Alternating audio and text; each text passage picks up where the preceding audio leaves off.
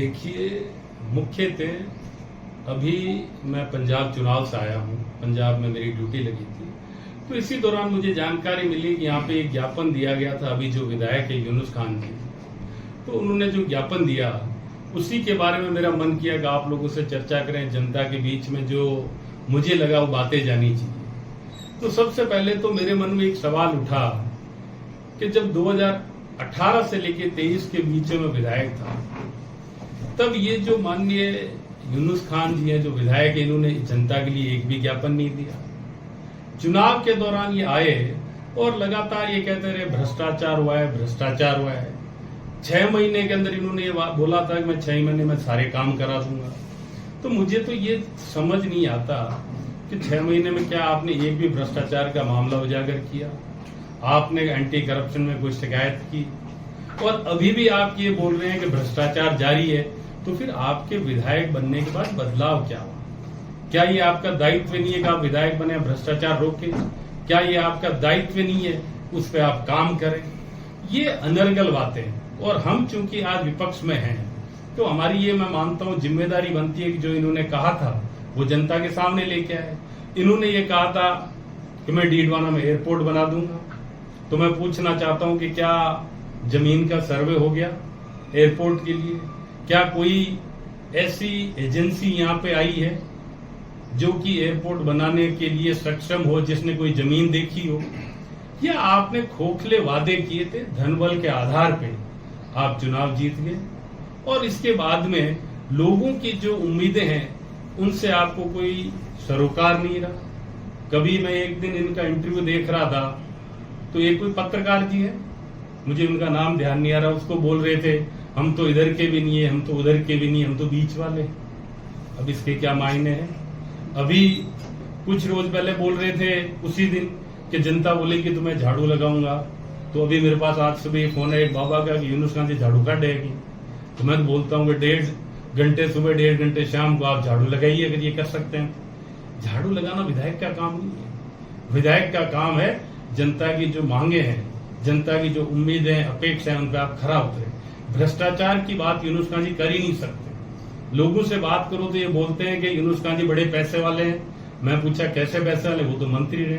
क्या मंत्री बनने से आदमी पैसे वाला बन जाता है? लोगों के बीच में ये धारणा कैसे है कि यूनुस खान पैसे वाले हैं? आपके पास पैसा कहां से आया? लोग ऐसी बात क्यों सोचते हैं? और मैं आपको बताना चाहता हूं कि डीडवाना के इतिहास में आज दिन तक का सरकार में रहते हुए सरकार की मदद से सबसे बड़ा भूमि घोटाला किसी ने किया है, वो यूनुस खान जी ने किया है। डीडवाना के अंदर रॉयल मार्केट के सामने जो सरकारी जमीन थी, जहां की सरकारी स्कूल था, उसको इन लोगों ने कब्जा लिया सरकार की मदद लेके, और आज दिन तक वो इन्होंने कब्जा रखा है। अगर इनकी नीयत ठीक होती तो उसकी जो वर्किंग कमेटी है उसके अंदर वो कलेक्टर को डाल सकते थे, एसडीएम एडीएम को डाल सकते थे। नहीं, इसके बनिस्पत खुद उसके आजीवन संरक्षक बन के बैठे हैं। और वो जो एग्रीमेंट था जमीन हड़पने का सरकार की मदद से इन्होंने किया, वो एग्रीमेंट का 8वां बिंदु ये बोलता है कि जब भी डीडवाना के अंदर राजकीय महिला महाविद्यालय बनेगा तो हम ये भूमि वापस सरकार को समर्पण कर देंगे। आज 3 साल के करीब वक्त हो गया है, क्या इन्होंने वो जमीन वापस दी है? यूनुस खान जी को ये जवाब देना पड़ेगा। क्या आपने एयरपोर्ट बनाने का वादा किया था वो पूरा किया? क्या आपने वो एग्रीमेंट जिसमें कि वो जमीन आपने सरकारी अरबों रुपए की कब्जा ली और आप उसके संरक्षक बन गए, वो आपने वापस सरकार को दी है? और बड़ी अजीब सी बातें हैं। बोलते हैं कि मैं धन्यवाद देना चाहता हूं वसुंधरा राजे को, जिला बन गया। वसुंधरा राजे के टाइम सिर्फ एक जिला बना था, प्रतापगढ़, और ये यूनुस खान जी उस वक्त मंत्री थे। और मेरे पास ये जानकारी ये गए थे वसुंधरा जी के बाद, मैडम मैडम मेरे भी जिला बनाओ।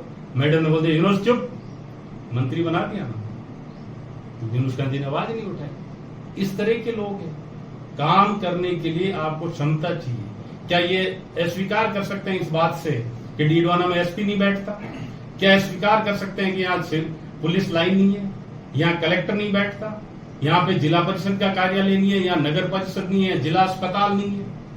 यहाँ मेरे ही कार्यकाल के दौरान 132 का जीएसएस बना, इसके अलावा लोरोली जीएसएस बना, बरांगना जीएसएस बना, खोजास जीएसएस बना, दुदोली जीएसएस बना, सेरानियाबाद जीएसएस बना। कल ये बोल रहे थे 2 दिन पहले सैरानियाबाद जीएसएस तैयार हो चुका है, इनको जानकारी नहीं है, वहां अभी तक पावर ट्रांसफार्मर नहीं आया। मैंने जो काम करवाया मैं आज दिन तक उनकी रिपोर्ट लेता हूँ, उस काम की क्या स्थिति है। मैंने जो सड़कें सैंक्शन करवाई उनकी लेता हूँ, इनको कहीं कोई जानकारी नहीं है। इतने सारे कार्यालय खुल गए, उसके बाद ही बोलते हैं कि वहां पे खड़े होकर कलेक्टर ऑफिस में बोलते हैं कि ये जनहित में नहीं है। क्या डीडवाना जिला बनना जनहित में नहीं है? यूनुस खान जी के लिए जनहित में नहीं है, क्योंकि इनके लिए जनहित में तभी होता जब ये स्वयं मंत्री बन जाते। इनको पता ही नहीं मंत्री काम कैसे, मंत्री नहीं विधायक काम कैसे करेगा। ये विधायक बन के अब डिप्रेशन में चले गए, इनको समझ नहीं आ रहा मैं काम कैसे करूं। लोगों को उल्टी सीधी बातें कर देंगे, 6 महीने में फला करा देंगे, आज कुछ करवा नहीं पा रहे हैं। तो मेरा आप लोगों के माध्यम से एक और आरोप लगाया कि चेतन डूडी ने पाप किया है, उनको गंगा नहाना चाहिए। और उन्होंने बोला कि वो कहीं बोटिंग कर रहे थे। मैं बोटिंग जहां कर रहा था उस जगह का नाम भांगड़ा नांगल डैम है, और वो नदी जो थी वो सतलज थी, उसके अंदर ब्यास का पानी आता है, और 40,000 स्क्वायर किलोमीटर के अंदर किसानों को वहां से खेती के लिए पानी मिलता है। यूनुस खान जी को जानकारी नहीं, और गंगा जी का नाम लें, ये यूनुस खान जी को कहीं शोभा नहीं देता है। गंगा माँ का नाम लेते हैं, प्रायश्चित करना चाहिए। यूनुस खान जी के अधिकार नहीं है कि हमारी धार्मिक भावनाओं को कहीं पर भी ठेस पहुंचाए। इनको मैं बताना चाहता हूं, पाप अगर किसी ने किया तो यूनुस खान ने किया है। इनके जब ये मंत्री थे, डीडवाना से विधायक थे, तो पाकिस्तान जिंदाबाद के नारे डीडवाना में लगे। डीडवाना के लोग उसको भूल नहीं सकते। ये जब यहां से मंत्री थे, विधायक थे, तो डीडवाना में मकान तोड़े गए, दुकानें तोड़ी, मालियान सब्जी मंडी